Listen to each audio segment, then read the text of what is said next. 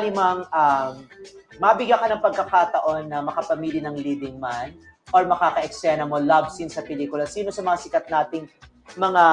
Kahit sino po, kahit di po Viva Max? Oo. Sa Viva 1 po. Si Robin. Si Robin? Si Robin? Bakit si Robin?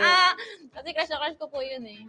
Si Andres. Ayun, okay naman po, Andres. Pero mas gusto mo si Robin. Opo, Robin po talaga. Guwapo ba si Robin? Yes, nakita ko na po yan. As in? No.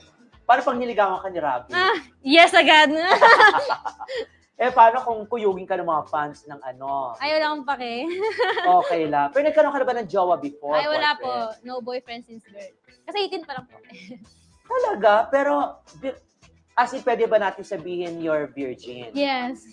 As in, pero ang tapang-tapang mong maghubad. Opo, kasi tinutulungan naman po ako ng mga co-artist ko. Sabi ko, ay, paano gagawin ko? Di ako marunong, wala akong experience. Paano to? Yung naghingi po ako ng advice sa kanila. Namanood lang daw po ng mga movie from Viva Max. Okay. May mga nanliligaw.